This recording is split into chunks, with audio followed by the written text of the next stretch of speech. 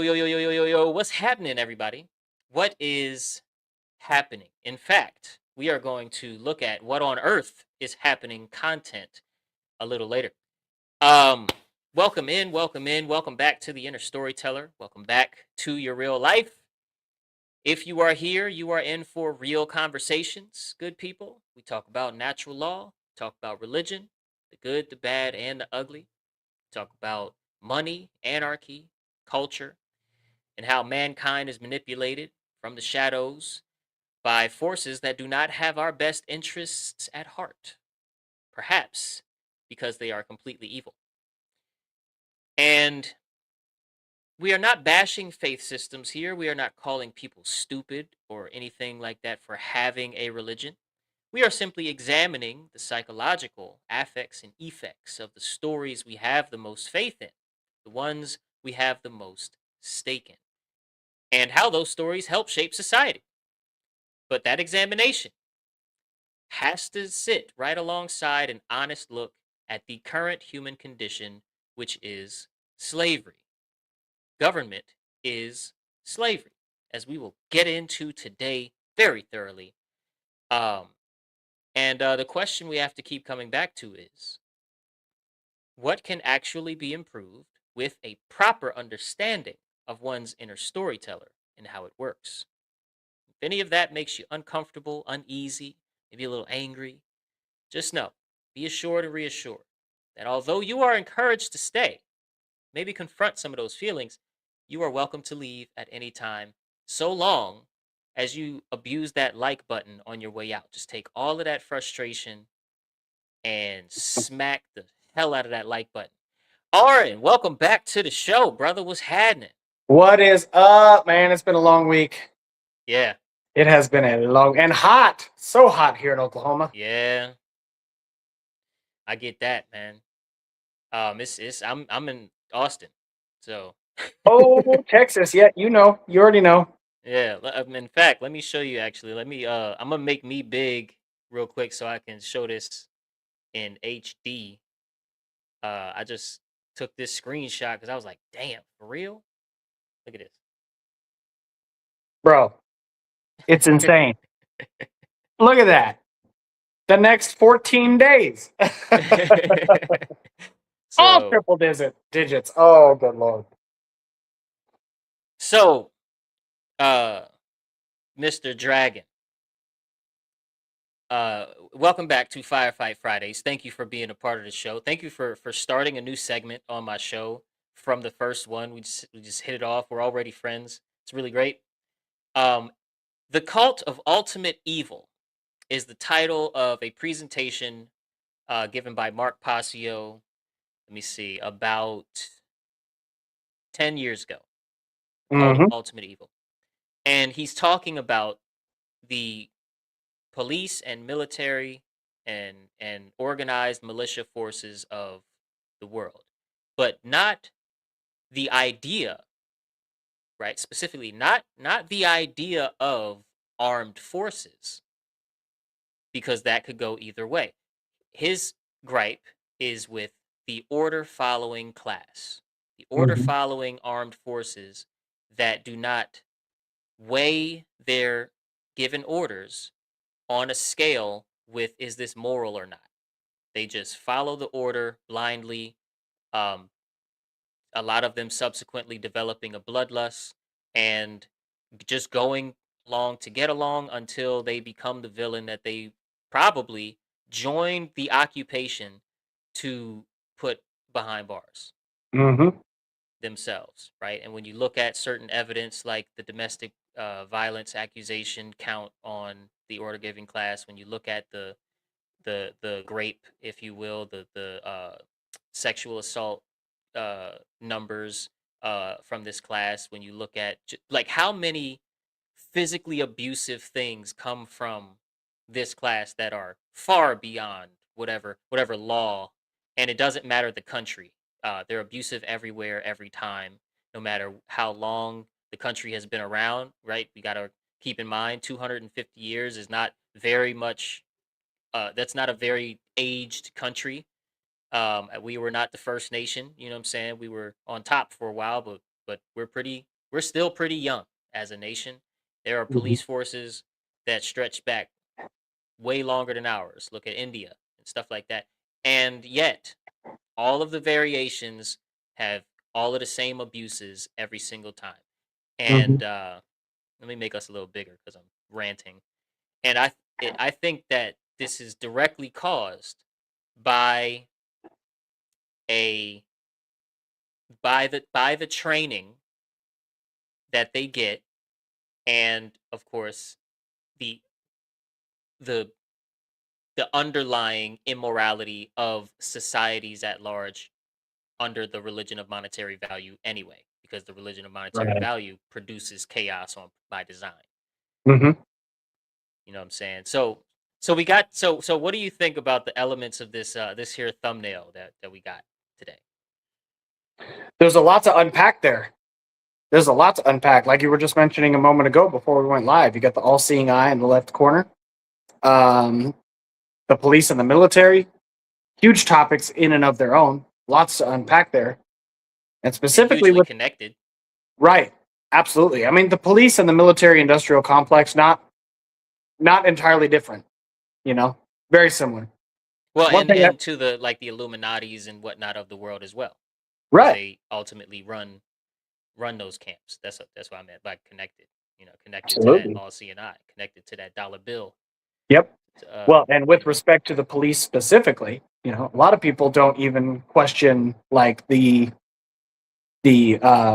foundational beginnings of the police force, which if you go deep enough down the rabbit hole, do just a little bit of research, you'll find I believe it was 1704. I think is the year. I'm pretty sure. Right around that time frame, where did the police start? What was it originally? How did it come catchers, to be? the catchers. Yes, 1704. The police started as um, the slave hunters, the escaped slave hunters. They were commissioned to hunt down and capture and return runaway slaves. Return. A lot of them weren't slaves. You know, you seen 12 Years a Slave, or you or you read a couple books on history. You know, there's a lot of people that just became slaves, but they were returned to their former master as like that was what they were doing. They were trafficking slaves from the Yes, north. But yeah, but it was the slave patrols where they and it's got the their beginning. police. So And it's they the were police never, that birthed that tradition. yes, they were never created to protect and serve. No, they were created to hunt and return the escaped slaves. So that is the foundational beginnings of the police force as we know it, and it hasn't stopped. The the fundamental beliefs and the operations of the police force is not there to serve and protect. It's to enslave and enforce. And even the root word of police officer, police policy. Yep, They are not law enforcement. They are policy policy administrators. enforcement. Yep, Think about a speeding ticket. When you get a speeding ticket, is there a victim in that crime? nope. Nope. You're doing Possession. 20 miles an hour over the speed limit. There's no victim there. You have simply violated a policy, and therefore, through your ticket or whatever, Right, are punished and essentially forced and coerced to follow the law, even though it's not a law at all. right. Yeah. Walking home after hours. Walking home at 2 a.m. is heavily criminal. Not written down, but it's heavily criminalized. Yeah. You know what I'm saying? It's not Jaywalking. necessarily codified in every county, but that's definitely, first of all, it's probably codified in a couple. But there's video after video after video after video of somebody just walking home, but it's like it's like late at night, but they're walking home. They may have a grocery bag in their hand. Sometimes they're walking around the neighborhood with their kid that couldn't fall asleep, and they're just walking in their own neighborhood. And Mm-hmm. hey, you got ID? Hey, you know, Exactly. and and people assert their right to freedom, that escalates real fast Mm-hmm. because policy enforcement is only focused on procedure, protocol, and um, policy, procedure, and protocol. Mm-hmm. That is And protocol doesn't mean they're following the law to the letter. It means they're following their training to the letter. They're following what their superior said and demonstrated in their journey to be where they at.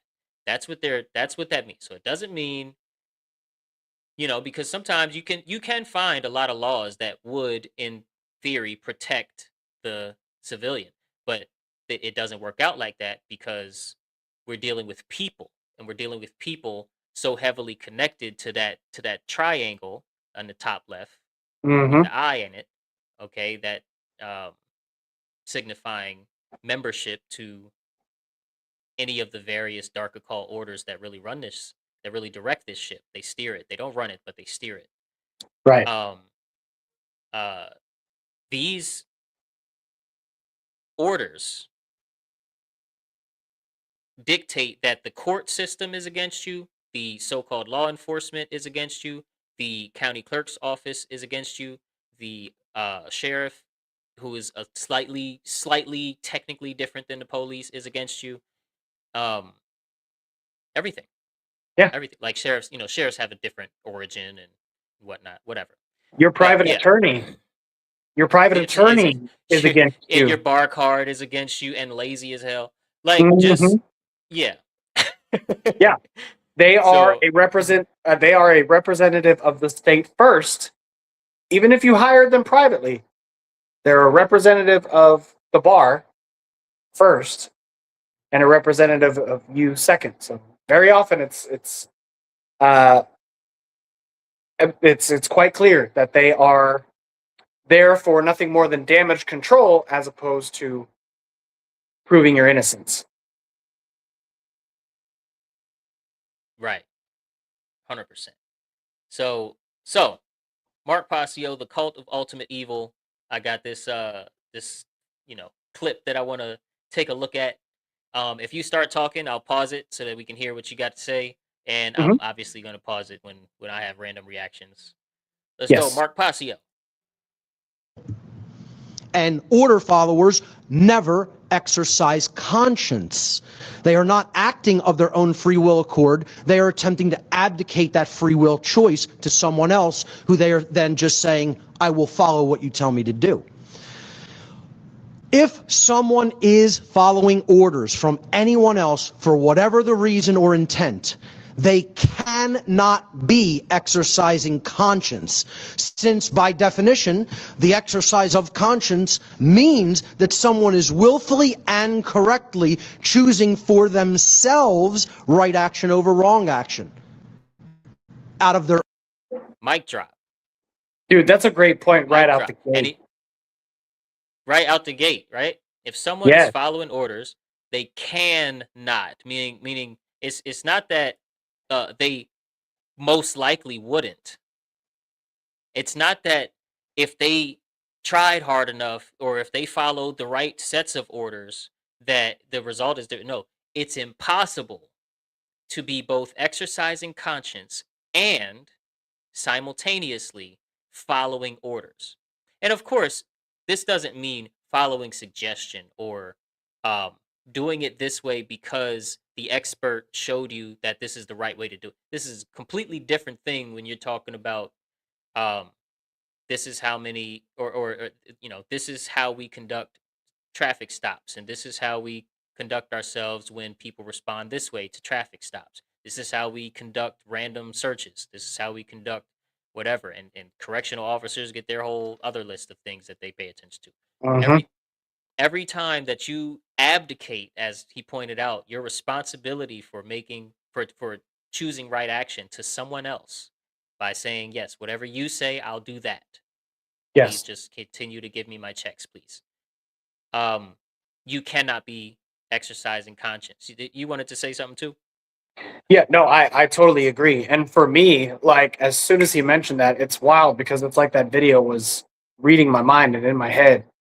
But for me, the synonym, or synonyms that come to mind for along with that is mechanical and robotic.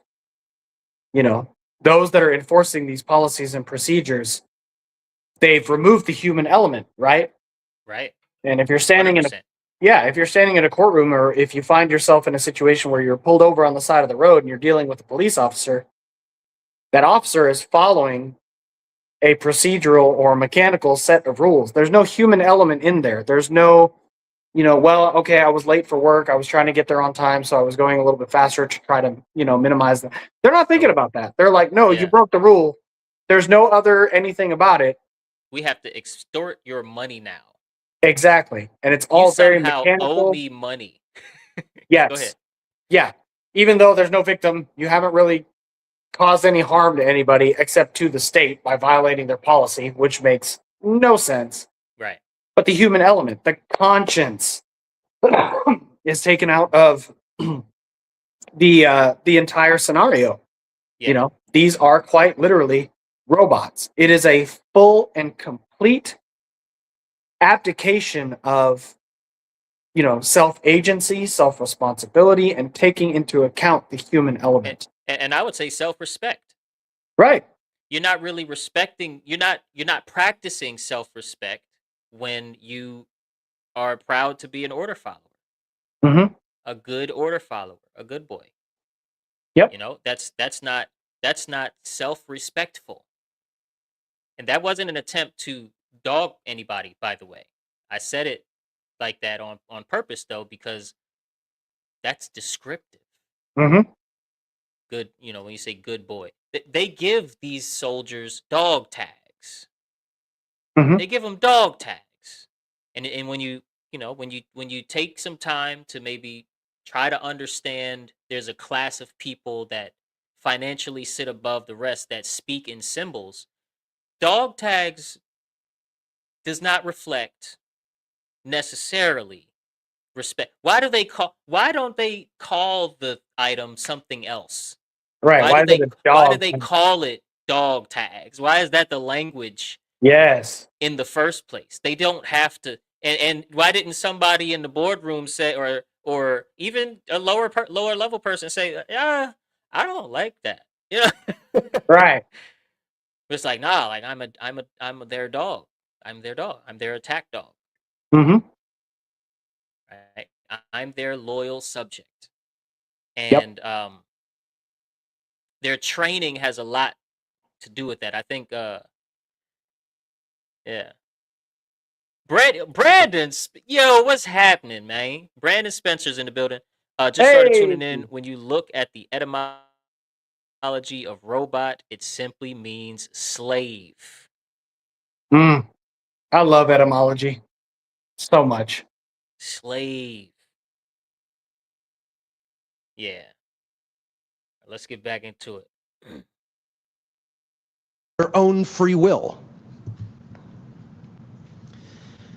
The difference between the institutions of order followers today and all of the order followers that conducted some of the most heinous atrocities that mankind has ever witnessed. Soviet Russia, Mao's China, Hitler's Germany. There's no difference between them. They are just as immoral. They are just as incorrect. They are just as ignorant, and they are just as cowardly.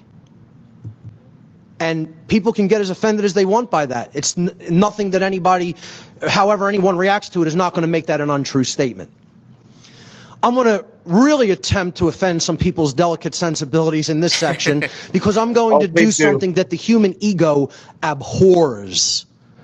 And that's make blanket statements, but blanket statements that are nonetheless 100% true blanket statements regarding order followers. All order followers.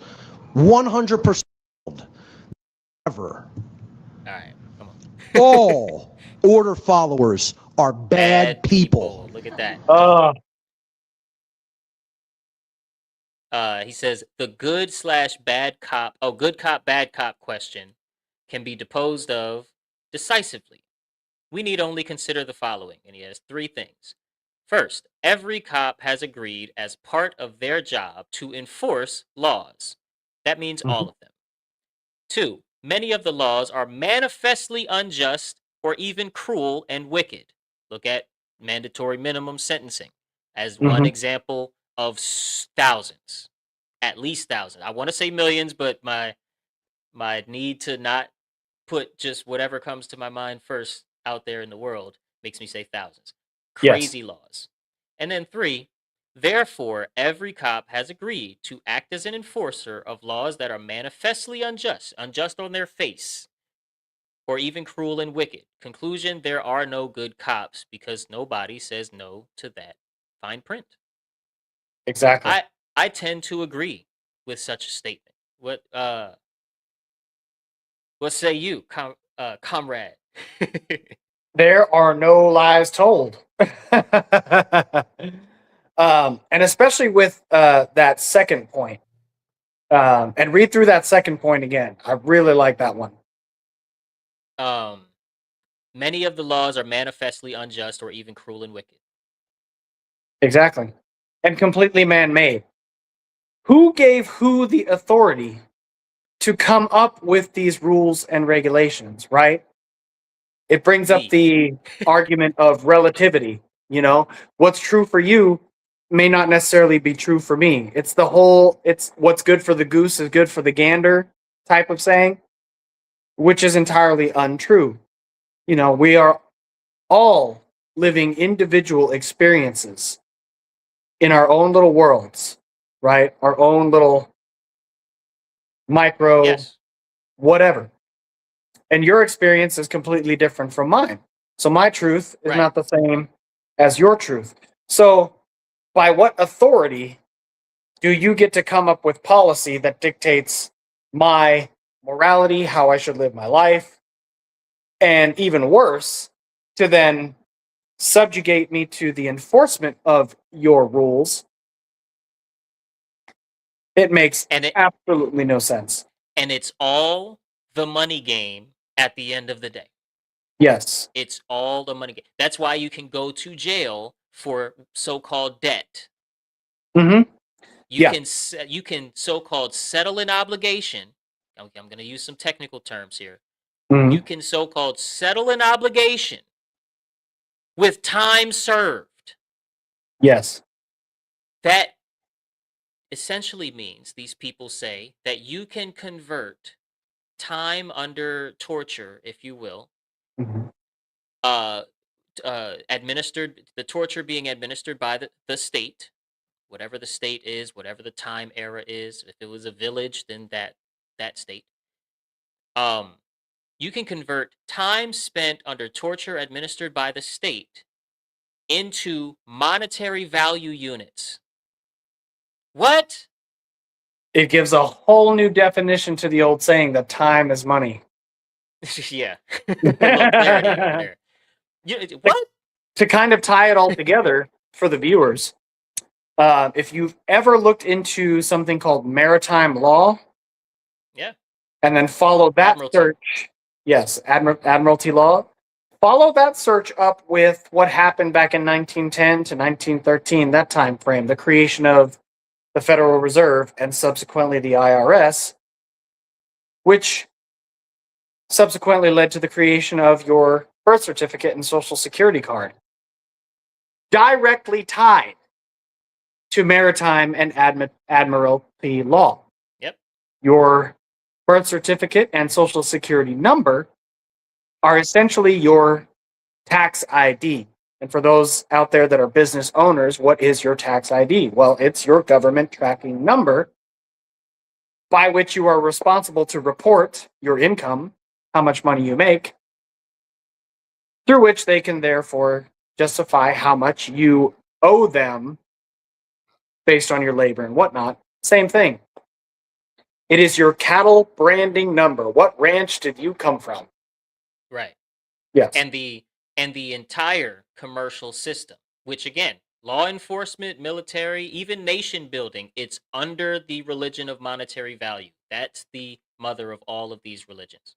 Always. Um, Maritime admiralty law. Maritime, the marine means water. So Mm-hmm. this is the law of the sea, the law of the pirates, the law of the thieves. Okay?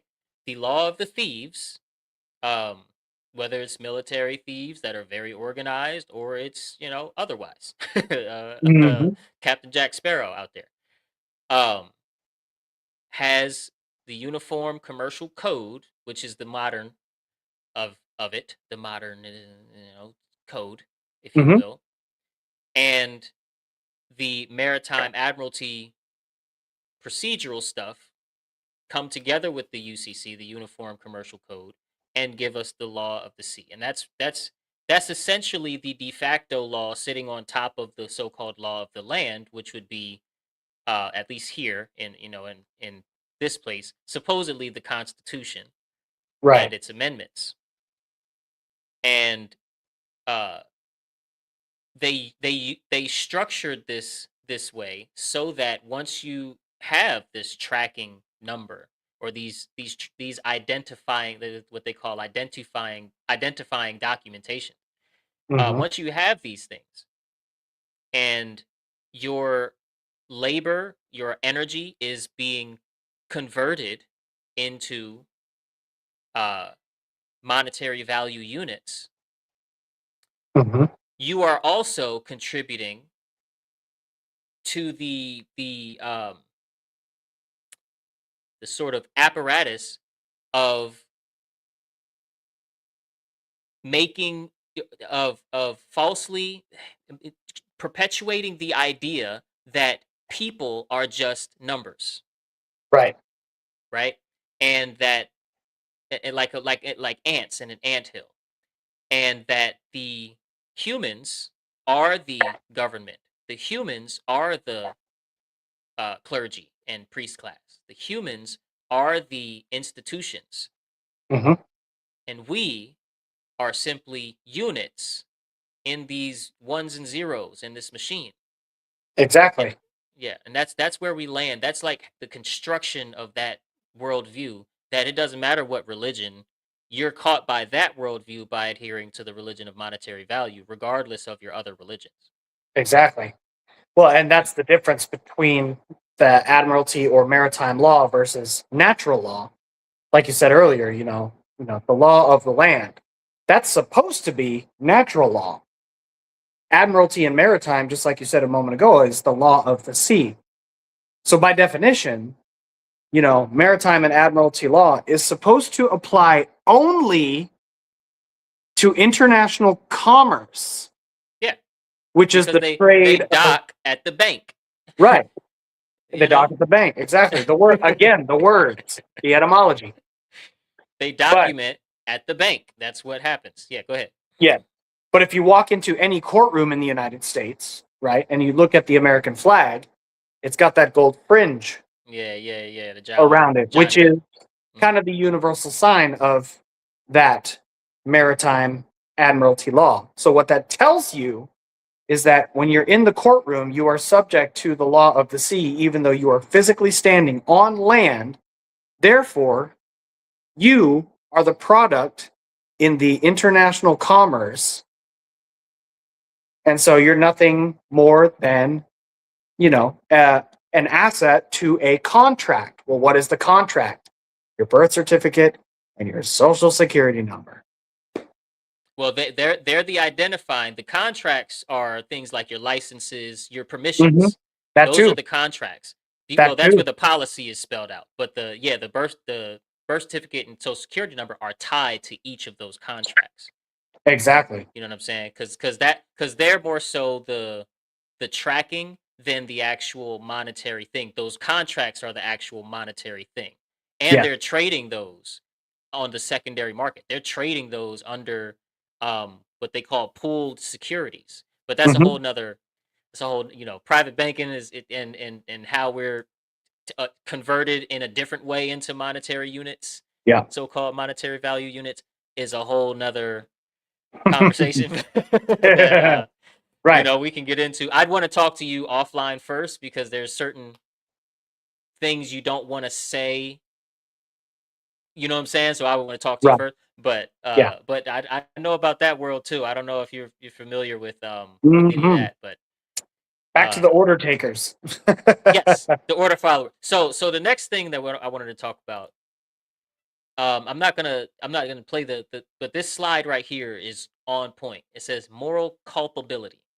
Moral culpability is the determination of who is ultimately at fault or deserving of blame for the commission of actions which resulted in harm or loss to others. Culpable, at fault, deserving of blame, from the Latin culpa, fault, or blame. So culpability is what he's getting ready to explore right here. I'm not making the statement that neither party is morally culpable. I'm saying both are morally culpable, but who is more at fault or deserving of blame when harm results as a result of one group Let us giving an know in the order chat, y'all. and Let us know another in the group comments. carrying out those orders? Yep. The order giver or the order follower? There's a correct answer to that question. It is not a matter of opinion. So who's, bring it back for the picture's sake, who's more morally culpable in this picture? The order givers or the order followers?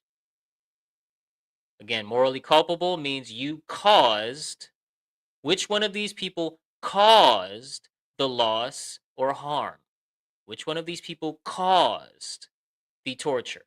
Which one of these people caused the negative feelings and traumatic memory? Which one of these people caused these things? Or is more integral to the cause of these things, I should say. Right? I say the order follower all day long. the court say? What do you say? What do you say? Hot take. Okay. Correct answer to that question. It is not a matter of opinion. The way you determine the answer, the correct answer to that question, is you ask this question. If each group of people is saying, my actions didn't actually bring extraordinary harm into manifested reality, who's lying and who's telling the truth when it comes down to brass tacks? So here's what bombs raining down on children do in the Middle East, in countries we have no business in, okay? Yeah, we no business doing that kind of business over there. Completely agree with that. Yes. Who's lying? I say the order follower. Because if the order is given, an order follower turns, let me make us bigger again, turns around and says, nah, chief. Nah, you tripping. No. No, I'm not going to do that. No, none of my buddies are going to do that. You are out of your mind. No. Go find somebody else. That's not happening. Then the order doesn't get, then the loss doesn't happen. Mm-hmm. Right? If somebody in the chain of command turns around and says, no, actually, no thank you, then the loss does not occur in what do you say, manifest reality. I like his choice of words like that sometimes, because he's like, let's be intentional and make an image happen in your mind where you can see and relate to this information. Manifest reality out here with us. You know what I'm saying? Did the harm actually happen? Then whose hands and brains were involved, and whose hands and brains actually caused the harm to be manifest? Right. I'd say it's the difference between the command versus the action, right? The order giver is doing nothing more than speaking words, giving the command, but the order follower, by enacting those words, right? Actually performing the physical action behind or underneath that command, it makes sense that that person would be morally culpable. Who was that? I'm having a brain moment. Who was the guy got arrested, went to prison because he never actually committed the crime, but it was his followers that he commanded to actually commit the crimes there. I'm forgetting the name of the guy. You said there? Where, when? Oh, what God. happened? He's such a prolific guy. I don't know why I'm having one of these moments right now, but deeply, profoundly smart individual. knew about the government corruption and whatnot, but they were the actions of his followers that he was brought Bill to. Cooper? No, not Bill Cooper. Oh shit. He had the Ike. tattoo. He had the Ike tattoo right here on his forehead. tattoo. Yeah, I don't I'm know. pretty sure it was a swastika. A swastika on his forehead? Yeah, I don't know Yeah. nobody with a swastika on their forehead. It's I don't pretty know bad. why I'm having one of these moments, but Yeah. A essentially, swastika, by the way, it started out as a depiction of the sun, just for everybody to know correct. in YouTube land. The swastika originally was, you see how it forms a square, but it's open. It's symbolizing the sun. It's symbolizing the sun shining its rays that and light actually moves in spirals, and so it's like a Hmm. symbol. That was originally what the swastika was. Obviously, Yeah, Charles Manson. Satanists love that's to. the guy. Oh, so Charles Manson He's the one. is innocent. You're saying? Is that what you're saying? Or I'm is not likely saying innocent? I'm not saying that he's innocent. I'm saying that he's an example of the difference between the order giver Okay. versus the order follower. Okay.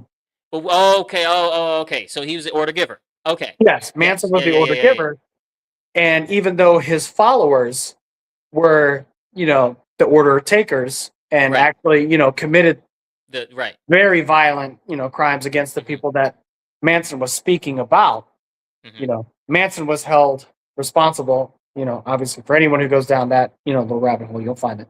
He was Right. the one who was charged with the crimes. As and all of them should have been. Right. He technically never had a victim at Yeah. all. He simply spoke. And a lot of the things that he talked about, a lot of his statements were factually true. Right. But Very, eventually you notice that your words are doing something, and you do choose to keep using, like, you know, no, he should have been done in, but sure. in my opinion. But Yeah. but also, yeah. Yeah, if they weren't charged, or if they weren't held accountable, then that's insane. I don't know this. I don't know the Charles Manson story. I know the Charles Manson name, Yes. by so a little bit of the lore, but I don't know the story. You know what Yeah. I'm saying? Yeah. That's interesting.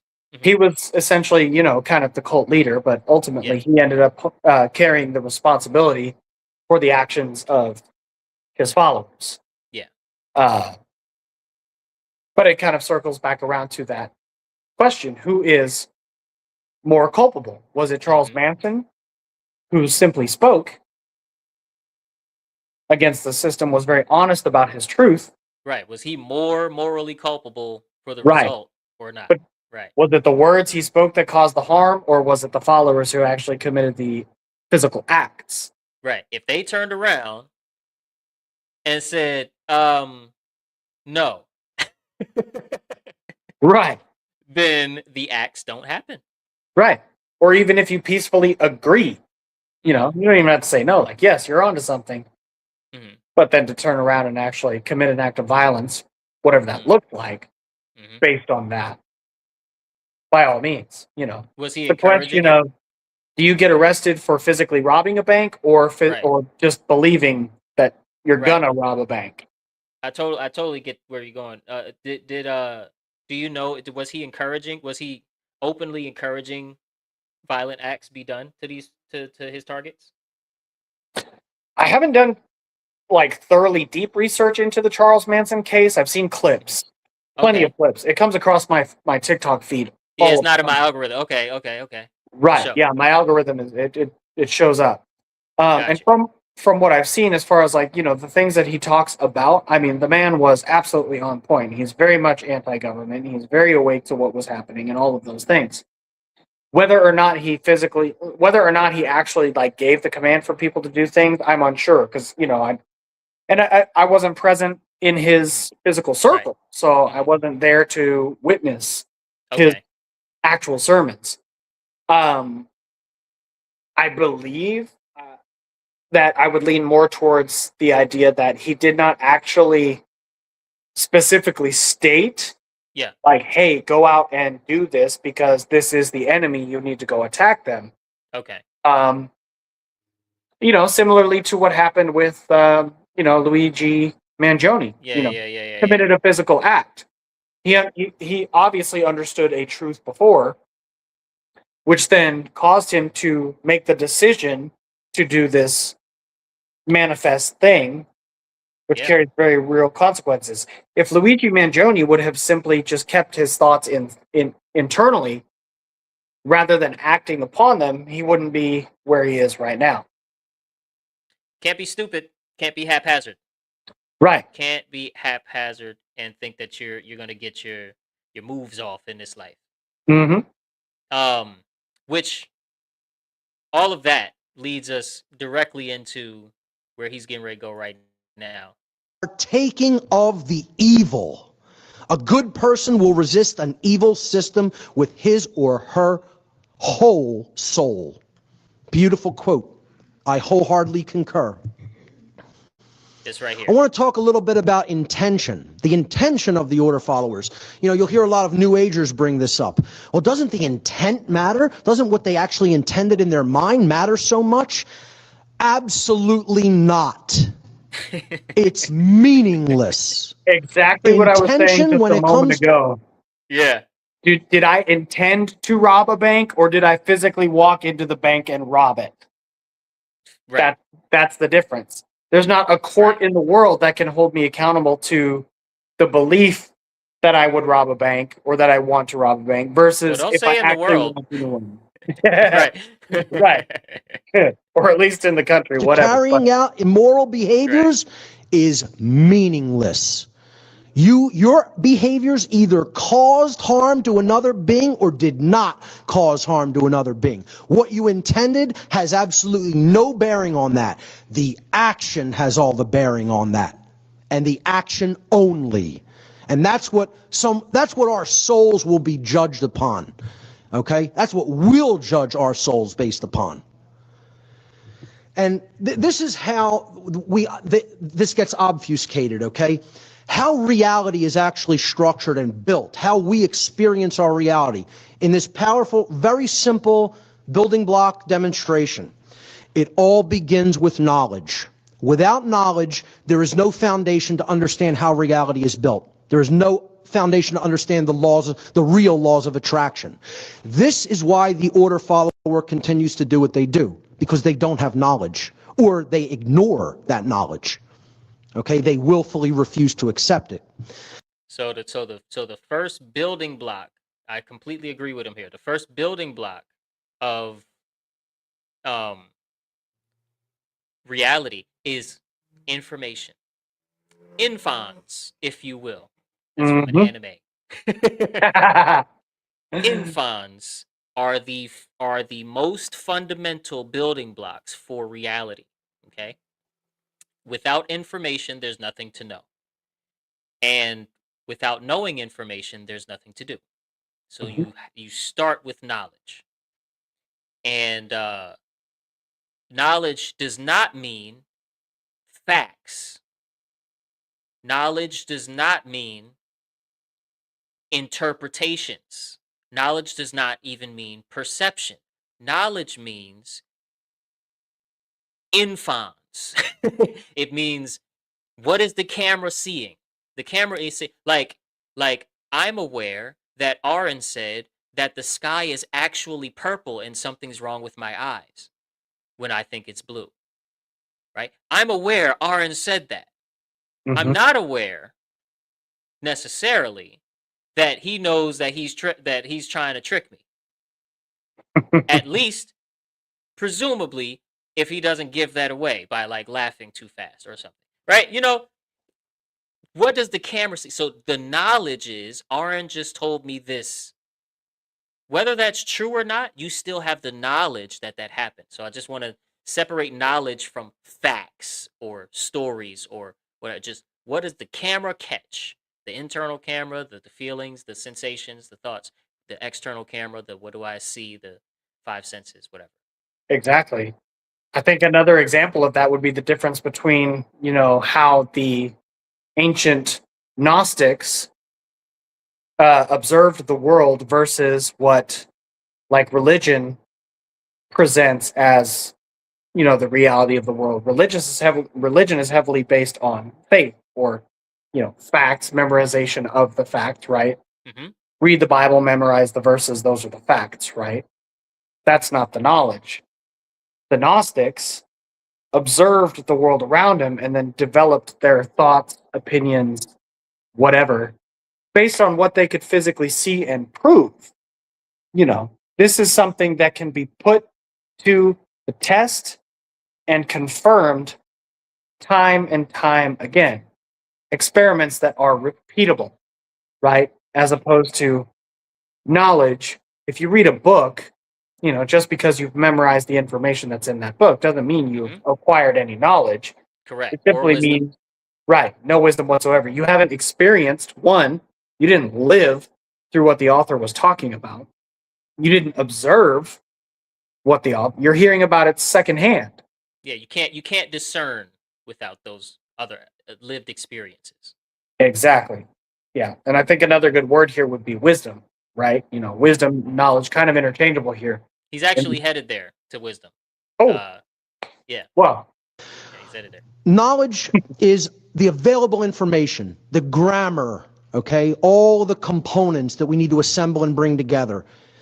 Potential knowledge that may be gathered, processed, understood, and then eventually acted upon by individuals. That's the base level of how we create our reality. Without access to that knowledge, we cannot consciously create our reality effectively the way we want, to create it without chaos, to create it in an orderly fashion, in a peaceful fashion, in a harmonious fashion. Upon the knowledge step of the reality building process, if you will, and what I'm building here, many will recognize is the trivium process. The second step of this process is the understanding phase. Okay? It is the processes that take place in the human mind that are chosen by each individual based upon the available information that they've taken in. So this is where you're processing that data and you're weeding out the inconsistencies and you're coming to an understanding of it. You're grasping how it works. Without that knowledge being present, you can't understand. You can't. And like Auren was talking about, if all of your knowledge is hearsay or what somebody else said, and you're not putting to the test, you're not verifying or discerning for yourself, then you don't really possess knowledge of the world. You possess knowledge because you have data, but you don't possess knowledge of the world, reality, consciousness, how these things actually operate, and what that means. you don't know what heat feels like because you haven't actually touched a flame. Yeah, or been near one, maybe. Right. Just out here sleeping on coals, ain't you? Cannot move to that second step at all. This is why dark occultists and people who want to keep the world in thrall, in slavery, always try to control the availability of information first and Yep. foremost. Because they want to cut people's ability to consciously create reality off at the root. The third step of this trivium process is wisdom, right action. And you'll notice I put on all the building blocks or lack thereof. Without knowledge, there's ignorance. Without understanding, there's confusion. Without wisdom, there is folly. Wisdom, or the behavioral stage of the reality creation process, is based upon each individual's behavior. Each individual's behavior is based upon the quality of their decision-making processes in step 2, which are in turn based upon the quality of the available information they took in step 1. Then we get a result in the real world. We get a manifested result. Is it order? Is it chaos? Is it peace? Or is it destruction? Right?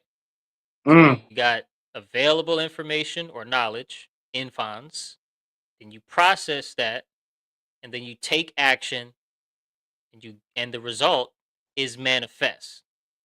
So it doesn't say you create the result, right? When I take an action, when I take a life, that the result could impact the entire world. Charlie Kirk could impact the entire world, right? You don't control the result. The result manifests in reality. You control the action taking, Yeah. and you have some say over your thoughts as well. You have all the say over your thoughts in the present moment, but Hmm. you don't really have a lot of say on your unconscious thoughts, of course, because we can't just be super duper in the present moment all day and function in society right now. Can't do it. But the closest you can get to remaining present all day, the better. And you do have a lot of say on your thoughts in the present moment. But of course, most of our thoughts are unconscious. They just appear, if you will, and they're 100% dictated by what we've experienced, what we've seen, what we've taken in, our food, yada, yada, yada. Hmm. Um, and so, where you have the most control is this is the action I'm going to choose to take. Where you have the most control is this is the juice I'm going to drink, right? Hmm. And yeah, and what you give and what you allow yourself to receive becomes who you are, both here and in the eternal spaces. You know what I mean, Yeah. uh, love to hear your response to this train of thought here. This is actually kind of blowing my mind because it kind of it fits perfectly into a topic that was discussed in the men's class that I've been going to every Wednesday right now. Hmm. We were actually speaking just this past Wednesday about uh, beliefs, thoughts, and subsequently how that kind of affects our behavior or our actions, and then what those actions manifest. The consequence, the result of those. And the facilitator of the class, she's a wonderful person, has she kind of has this idea of this tree, right? To kind of put a picture or a symbol to the whole concept, and that the roots of the tree are essentially our beliefs, right?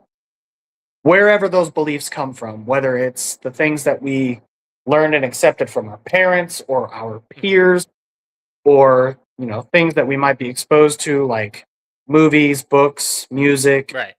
entertainment, whatever, Yep. whatever, whatever formulated your beliefs. That's the root. Religion, another good one. Yep.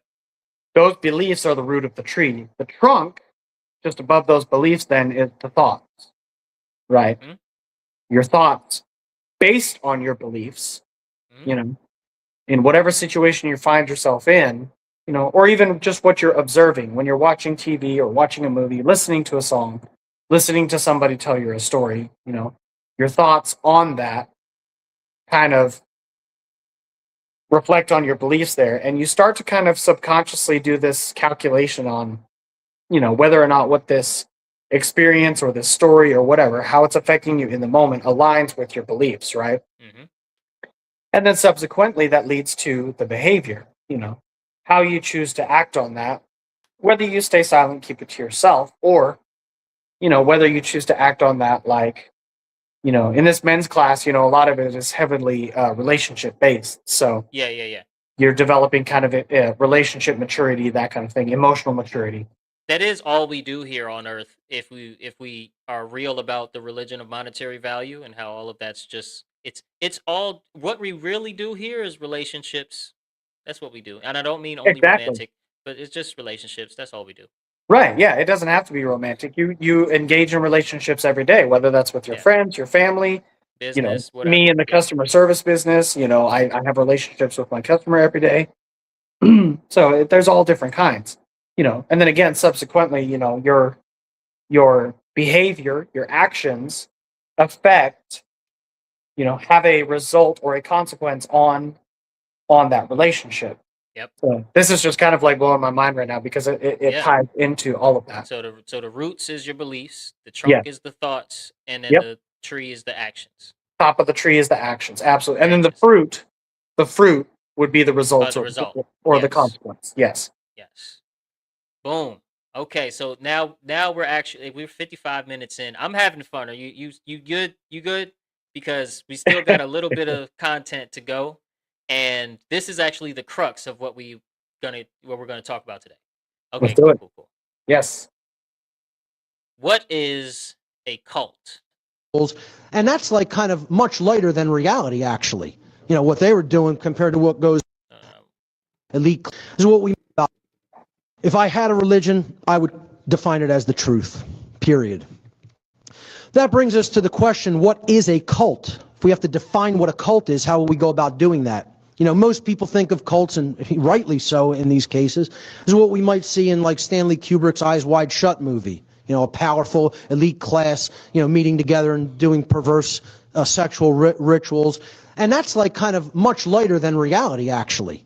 You know, what they were doing compared to what goes on with the real cults of the world, you know, as you heard to begin this day with my good friend Jay Parker. I mean, you know, you want to talk about what cults are real.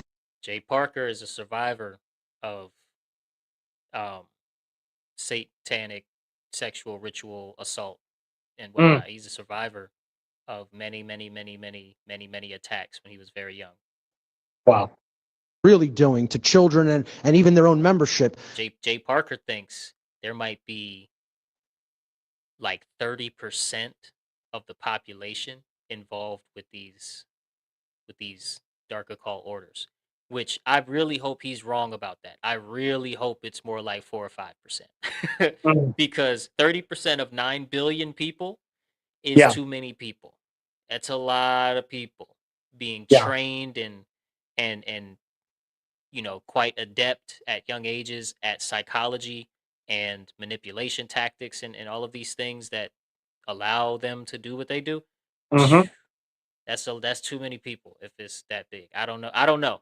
You know what I'm saying? One is too many. I disagree, but I you know, anyway. It goes way beyond what's depicted in any Hollywood variants. Okay, so this is Bohemian Grove. This is the kind of strange rituals that the elite of our world, the so-called elite, you know, highest levels of banking and politics and media and entertainment, etc., partake in out in the California redwoods.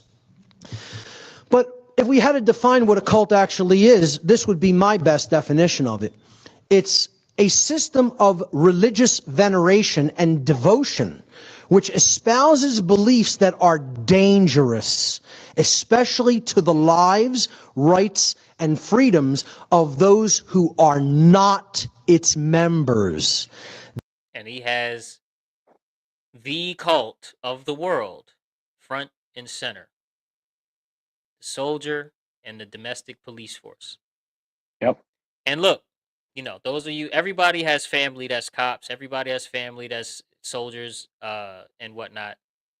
Um, this really is not shitting on nobody.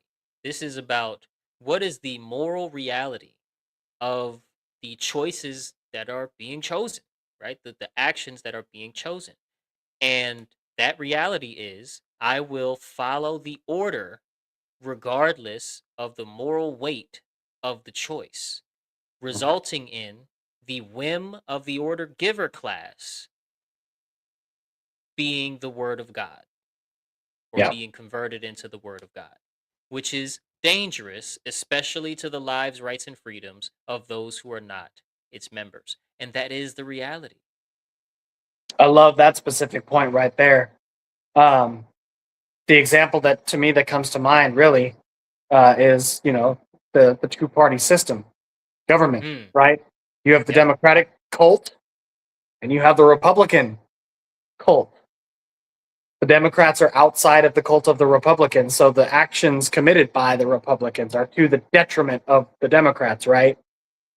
And conversely, the actions of the Democrat cult are to the detriment of the, you know, Republican because they're not in each other's cult. So you have a war of two separate cult factions here. Hmm. And to anybody aligning with that whole theater, you quite literally are part of a cult if you're feeding into all of this and especially spreading the ideas that, you know, cause this belief that, oh, if one side wins over the other, then it's chaos, purely cultic behavior. And look at what happens with the politicians in general, this worship. Hmm. It's almost like being in church. These people look at these It's politicians almost exactly like, the same as being in church. They make their yeah, buildings look like churches. yeah, absolutely. And how these people quite literally worship these politicians. Yep. Um, Prime Yep. example with Trump. New York City, Oh yeah, Mamdani. yeah, Oh, yeah, yeah, Mamdani's yeah, going to yeah. fix our problems. That's a But all cult. of them, and obviously the presidential ones get the most. I mean, Obama was I'm black, so oh my God, you talking about worship? He was Right. Beyonce. Yeah. Yeah. um, Which causes the cult members to completely overlook the fact that Obama dropped 26,000 bombs during his entire presidency. yeah, He expanded the surveillance state incredibly, and specifically was, guilty of committing more drone strikes than any other president in American history. yeah, But was the president of hope and change, and because his cult and believed won a in that, Nobel Prize, exactly, that's how they canonized a him. They Nobel gave, Peace Prize. Let me edit my words. right, Let me put some respect on his name. A yeah, Nobel Nobel Peace Prize, Peace Prize for yeah. dropping more drone strikes than Hmm. anyone. You know what I'm He was saying? labeled the And deporter in chief. You remember all the yeah, deportations? yeah, Over 2 million. yeah. Yeah, Yeah, and his cult still worships and him to and this and day. look, and Big Mike is worshipped even more than him. They want her for president. Yeah. You know. Um. So this slide, I'm not gonna have I'm not gonna share his. We already been talking about this the whole episode, but I want to Hmm. read the slide because it's very important. The cult belief systems. Cult belief number one: we place our faith in authority, and it says authority, quote unquote, is an illusion. First of all, mic drop. That is 100% correct. There is no such divine right to Absolutely. rule over your peers. There is no such divine obligation that you follow the orders of your peers that have the Yep. other illusion. So authority is an illusion existing only within a diseased psyche. Okay? Look at the etymology of the word diseased. That is a 100,000% absolutely correct statement. Hmm. Mental illness, Um, quite literally. quite literally. And it's based entirely in violence. Authority, as its practice, is based entirely in violence. They may start with negotiation, but it ends up in violence as soon as you assert that you're free. And is built upon the erroneous and dogmatic belief, dogmatic meaning religious, Hmm. belief that some people are masters who have the moral right to issue commands, while others are slaves who have the moral obligation to obey their masters. And he calls that exactly what it is: slavery. This is why every episode I start the episode off with the gentle reminder that government is slavery, because government is the ultimate authority in any society ever created. Unless, and it takes many forms. So you took monarchy, that's the government in that form. Tribal elders, that's the government in that form. Okay, in modern government, that's the government we have now. Empire, that's the government in that form, right? Hmm. Ancient Rome, semi-democratic, semi-whatever. That's the same thing. They had their attack dogs level, they had their priest class level, they had their bureaucratic level, and they had their money counting level, and all of that combined with, they call that the authority, which is it's Hmm. always Slavery every time. Yeah. But I am gonna hear him talk about this one here, belief number two, because nobody breaks it down like Mark. We're going to talk about them in a future section. Cult belief number two, the second belief of the cult of ultimate evil. We have rights that others don't have. The cult of ultimate evil believes in the inequality of human rights. Order followers erroneously believe that they possess rights that others do not. Due to their cult indoctrination, they refuse to accept the truth that everyone has the exact same rights, and that no one has any more or less rights than anyone else. The cult of order followers believes that human beings can decide what rights people have or do not have. They think that comes from us, that rights come from us, that we get to make up rights based in just constructs in the mind, our whims, our likes, our preferences. Rights don't come from human beings. A right is just what I said it is, an action that doesn't cause harm to another. If you performed an action that doesn't cause harm to another, that's a right. If you performed an action that does cause harm to another, that's a wrong. And those actions exist in nature. They are real world natural conditions that we put into. And and a lot of people's knee-jerk reaction to hearing statements like this is, no, that's too simple. There's no nuance there. And it's like, well, no. Your definitions may be a little off, but that's a true statement. A right is any action that does not initiate harm against another being. And of course, that doesn't mean that, of course, there is exclusion, if you will, for righteous defense, for using force to defend yourself against a threat, a natural threat like a jaguar, or some sadistic human being who's trying to harm you or your kids or whatever for some reason. Right? There exists a naturally occurring consequential set of laws in nature, just like there are physical laws and laws to heat and cold and laws to electric current, movements, and laws to sound and harmonics and laws to mathematical concepts. There are natural laws to all of these things that are intangible or somewhat tangible. It's logical to believe that there is a law or a set of laws regarding moral consequence as well.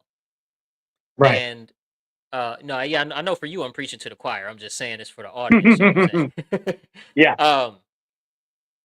So natural law, all as well as encompassing the physical laws, also encompasses consequentialism. Okay, and this is not a religion, but consequentialism is essentially the study, if you will, of the natural consequences to societal behavior, okay, on the individual level and in the aggregate. I just got a comment that I know is very relevant because it's coming from Mr. Brandon Spencer himself. Y'all go give him a follow, like some videos, leave some comments. To be more clear, an action that doesn't initiate unjust harm. Correct. 100% correct. That's a good, easy way in English to rectify the simplicity of how Mark put it out, off the top of his head.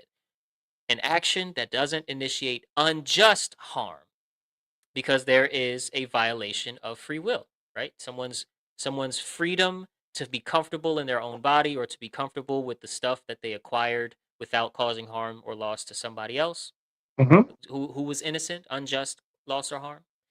Two people can agree to fight and it will cause harm, but no free will is violated. Absolutely. You can resolve issues sometimes by a consensual bop on the nose. Exactly. And it may not always be, like some sort of religious ritual where you gotta, okay, well, let's write down the waiver of harm. If I harm you, you're not gonna sue me and blah blah blah. We're not gonna make it about money. Yeah. But it's like, hey man, if you keep doing that, I'm gonna bop you on the nose. Okay, I'm letting you know. I will consider you doing that again as consent for me to bop you on the nose because I have to stop you from taking this action. It's causing harm, loss, property violation, whatever, and you're wrong for doing it. So I'm going to bop you in the nose next time you do that. Right. And bro, this exact point right here is one of the main reasons I have such a problem with people who claim to be constitutionalists, right? Oh, we need to get this country back to the Constitution because our founding fathers and yada, yada, yada, yada, yada. First of all, your founding fathers were some of the biggest hypocrites of all time.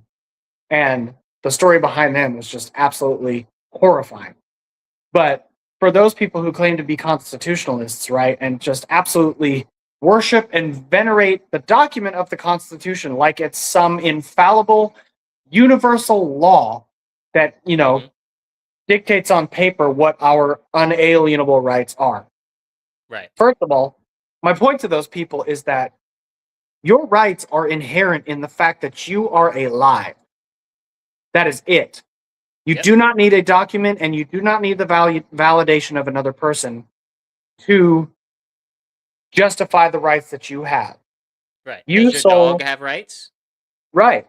The fact that you're living and breathing means that you have these rights, and the rights that we have, you, Soul, and the rights that I have, Auren, are the exact same rights. I have no more and no less than you, and you have no more and no less than me. And there is no single document, there is no human on this planet that can debate that or who has the authority to say you have these rights. Well, to negate it. Right. Right, exactly, to negate it. So my argument to these people is that, for a document, as an example, like the Constitution, sir, that's a piece of paper that has given you a list of privileges that you have in this country, because a human to another human can do nothing more than prescribe privileges. By stating this is what you are allowed or not allowed to do, those are privileges. Those are not rights. Because again, nobody, it doesn't matter how famous or powerful or whatever you think they are, nobody has the right to dictate the rights that you have, because those, again, are inherent. And by inherent, I mean automatic. Automatic. It's already there. Does not require the permission or the validation of anyone or anything else. It's there. So, yeah. Yeah. I was gonna let you finish your sentence. I was just setting it up. I just got the timestamp. No, that's where I'm landing. But yeah, the constitutionalists who action. Yeah. Right. Well, and there are valid principles in all, the Federalist Papers, the Constitution itself, the Declaration of Bill of Independence, Rights, the Bill of Rights, First Amendment, the or the first 10, excuse me, the whole, it is disguised as a truthful document when it's not, but there are some principles within some of these founding documents that are useful as teaching, as just what they are, as principles. You know what I'm saying? Let's say principles of how to organize a way to handle serious disputes. Right? I'm not talking about how the court system is practiced today, but just the concept of organizing a means of public dispute that is sophisticated and allows for nuance and does have some structural parameters, some rules of procedure, if you will, that makes sense. Right? There are principles that I like hearing, listening to constitutionalists make their argument, but yeah, authority being vested in government and being enforced by so-called law enforcement is always wrong, because it necessitates order following, which is always wrong in itself. Well, and what gets me specifically about those principles, while they are sound principles that have been written into the Constitution, digging a little deeper and going one layer beneath that, these principles were written by hypocritical. It's a freedom document. Yeah. Written by people who owned other human beings. Right, professing Christ. I know. Therefore, we're not free. Right. Right. It's like, wait a minute. With a cross in their room. I know, bro. Like, what? I got you. From being carried out. Cult belief. I'm black. I definitely understand that point. You know what I'm saying? Number 3, action from being carried out. Cult belief number 3 of the cult of ultimate evil, the order followers of this world: government is our God. Oh, This supernatural entity that can grant rights or revoke rights. It can determine morality based upon its whim, the legislative stroke of a pen. I can write something down and I can make it moral.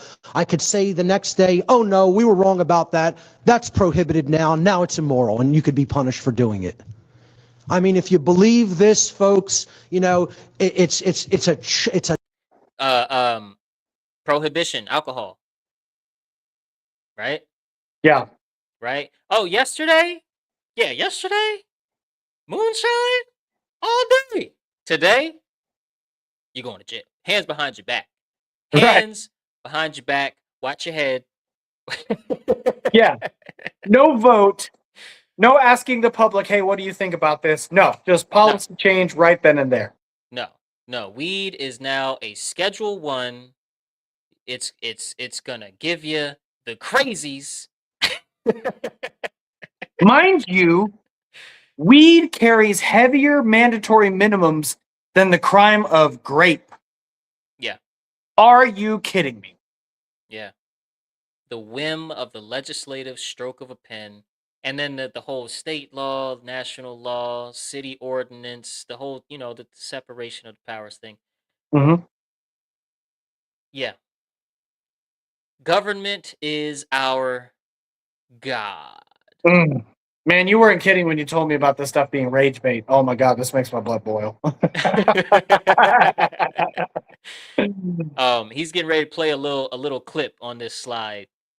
Let's get back to let's hear a this clip. naive child's mentality, which is what ultimately all these people are. They're people who've never grown up, and they have mommy and daddy issues, as we're going to come to soon. They have parental abandonment issues going on psychologically, whether they are even aware of them or not. I'm going to play a video about the cult of statism, the cult of the belief in government authority, okay? Just listen to the complete contradiction that you're about to hear from a former United States Senator. Let me see if I understand your position. Basically, would you say that it's wrong for the citizens to initiate physical force against other citizens like an armed robber does? Unless we permit But that it's okay by law. it's okay for the government to do so. Because the government has been authorized by the people. Okay, but if the government authorized armed robbers to do it, it would be okay? If the government is that foolish to do so, I don't know what kind of country that would be, but that's legal, and if it's constitutional, so be it. Okay, so you think that it's wrong for a citizen, an individual citizen, to initiate force against others to deprive them of their property, but it's okay for the government to do it if the majority has elected that government to. It is okay if the government is authorized to do so. The government is authorized to levy taxes, and the authorization comes from the people. Do the individual citizens have the right to initiate physical force against other citizens that have not initiated or threatened to initiate force against anybody and haven't violated anybody's property rights? They cannot do that because they are not authorized to do so under the law. So individual. So the ones that can do the authorizing are not authorized by the authorized who were authorized by them. Hold on. Citizens don't have that right. If they don't have the right to initiate physical force against other citizens, could they have properly delegated that right to the government? Oh, yes. They do so right now. Can you properly delegate a right that you do not have? You can give the right to their representatives to make laws that will authorize or make prohibitive certain activities. Look at his eyes. Yes, you can abdicate your sovereignty and your agency to an authority figure, but then you cannot enforce said policies yourself. Right. Ugh. Look at his eyes too as he's saying this stuff. Like there's nothing there. Dude, he sounds like a robot. I mean, the lights are on, but there's nobody home. And it's insane. So the interviewer is like, well, how can people who do not possess a right authorize some other group of people to exercise the right they don't have themselves? How can that authorization happen? Very sound question. And he's doing it simply. He's not trying to call the former senator stupid. He's like, well, I don't see how you arriving at these conclusions. Let's look at what you're saying here. And he's asking him the questions in a very structured and calm and respectful way. And Mhm. dude is just smirking and just like, yes, well, they're doing it right now. Yes. Right. Just super nonchalant. I think that you don't understand how this works, sonny boy. Actually, they can authorize whatever they want so long as they do so to daddy government. Because daddy government, sonny boy, is the god of this world. Yeah, that's what that guy sounds like to me. It's just Spot on. Great impression. The clip is a little bit longer, but I feel like we got the picture. And the last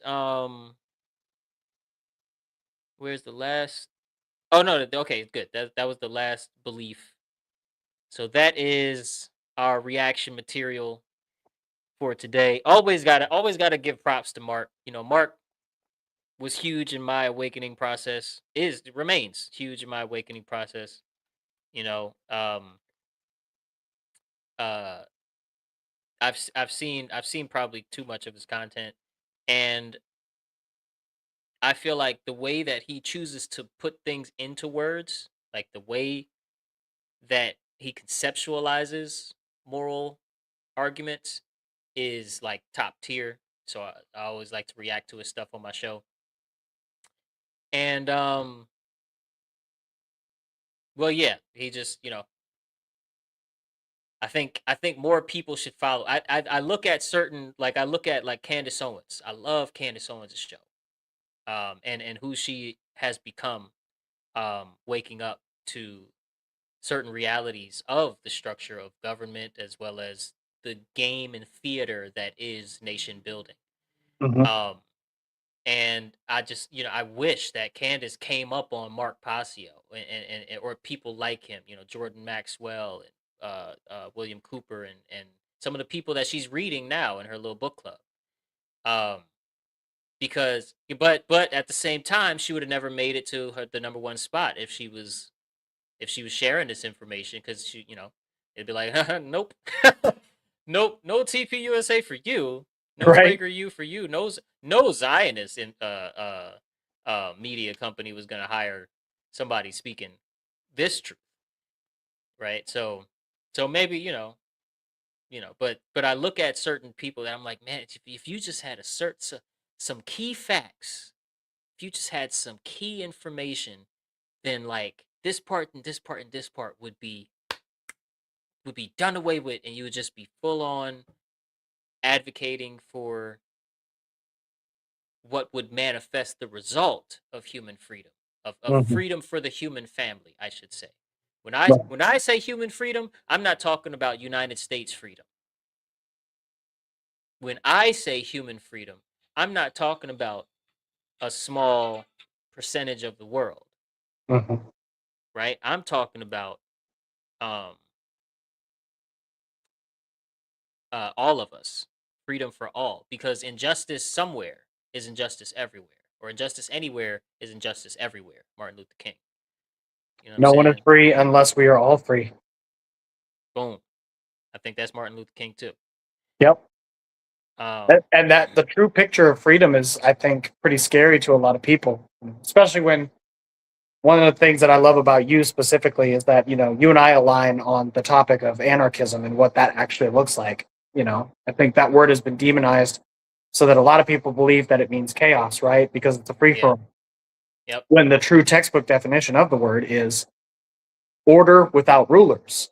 It doesn't mean that there's no rules. It just means that there's no enforcement mechanism that, punishes people for breaking the rules other than the people holding each other accountable. And so what makes the entire concept of anarchy so beautiful, really, I think, is that it requires an extreme level of self responsibility, Right. accountability, that not a lot of people are used to, because what we've experienced, at least as long as we've been alive, is that we have essentially um, subletted our moral agency Yeah. to the government, the law enforcement, Right. dictate the rules for us and hold us accountable because we're incapable of doing it ourselves. Right. Right. Or because with you, I'll be more comfortable. I'll Right. be able. You're willing to do things that will make me feel comfortable in my cell. So I want to be in your care. Right. Well, and then on the flip side of the same coin is that when things go wrong, people have someone else to blame. Because again, with Yes. anarchism, if you fall short of your expectations or the expectations of others, The that's on. system should do something. Right. Yeah. Not. Why didn't the system do something? Yeah. Why didn't the bureaucrat with a badge come to enforce this policy? As opposed to anarchism, in which if somebody makes a mistake and commits a wrong, especially if it causes harm to others, because when it comes to anarchism and especially natural law, if there's no victim, there's no crime, right? But if you do cause harm, or you make a mistake, you have to make that right, and the consequences are immediate. There's no red tape. There's no months-long court cases before you get your punishment, whether that's jail time, prison time, whatever. Our ancestors excommunicated people immediately for misbehaving. Oh, you don't want to follow the rules of the village? Have fun surviving outside the walls. Good luck. Yeah.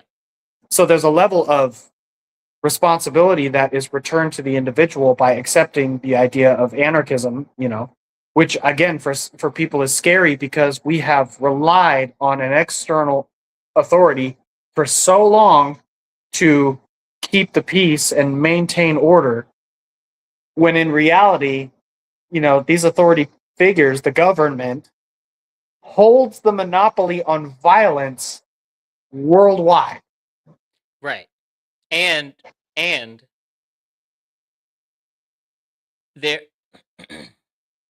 and our potential for peace does not end at we just do less harm. Our potential for peace is that the entire world can embrace natural law and the known and repeatable and testable facts about what consequences befall a society or a world at large when society has these behavioral patterns and allows for these types of people to influence the behavior of the swaths of people. Mm-hmm. You know what I'm saying? And when we realize that bullying is a local thing, so you don't need somebody in Washington D.C. somewhere dictating what happens to the bully, because that's a local thing. So you and your buddies, you know, deal with that, and Exactly. obviously, the big one thing is the money game. That that's the cause. That's the effect. That's the. Do you hear my little girl? Is Yeah, she coming through the mic? I hear That's that the and the cicadas in my front yard. um the money game is the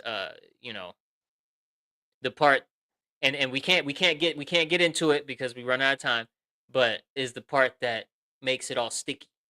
Right. Makes it all sticky because people have this, well, because the religion of man's authority is under the religion of monetary value. The religion of monetary value is the root, Right. in my opinion, on But this if shit. everything was free, there would be chaos. People would steal. People would. What do you mean? They steal now. Right, they steal money. So Exactly. um the main thing that kills the whole monetary value argument is that value in nature is relative. Okay, if you give a hungry person a milkshake and you give a non-hungry person a milkshake, the person that was hungry, um, the value that you gave them far outweighs the value that you gave the non-hungry person all day, every day. Yep. Okay, there's no such thing as monetary value because it's stagnant. As soon as you say silver at this weight is this many monetary value units, you've created something stagnant that does not mesh with the harmony and the waves and valleys of the universe, of the Hmm. way that this consciousness is built. And so yeah. So the religion of monetary value is the root of all of the mind control, and from it sprouts well, it directly gives birth to the necessity of the state, because the religion of man's authority is, you need the enforcement arm so that the religion of monetary value can run. That's Right. just in its design. It needs a state, so it gives birth to religion of man's authority, and they together work as the mother and father of all other religion. Hence, we have all of these rituals for all of our religions, and all of them support statism. That's it. That's it. That's it. That's it. No more shows, no more podcasts. Okay. Send this Mic to drop. everybody in the world. We have answered the question. We have figured out the meaning of life. Okay. 42 and 42 is the whatever else I answer. just said. Auren, remind them where to find you on that funny app. Yes, the funny app, the ticking time bomb, the TikTok. That's where I'm at. It's the only real social media platform that I've got. Not on Instagram, not on YouTube. Do Well, have you're the on YouTube TikTok. now. Use this on my channel. There you go. Yes, I love it. But here's the name: Dragon Na Fiorin. It's Gaelic, means dragon of truth. But you can find me there at the TikTok. I've got a number of videos that I've created myself, and honestly, if any of our viewers go to my channel and just binge watch all of my videos from front to back, you'll pretty much have a pretty complete understanding of what's going on. I've got one on there I'm really proud of. It's 30 minutes long, gives you the whole picture, especially about the birth certificate, social security card thing. Love it. Anyways, check me out there. That's where I'm at. Word up, word up. And y'all already know, hit that link tree down below. Get all my work. Get you a copy of my books. I got Culture Control, The Inner Storyteller. I didn't Yeah. even say anything about the Inner Storyteller directly in this episode, but that's all good. Thank you for coming back for Firefight Fridays, featuring Auren. Today we talked about the cult of ultimate evil. He will be back next Friday, as far just let's say God willing. Yes. And I will see y'all tomorrow. Peace and love, always in all ways.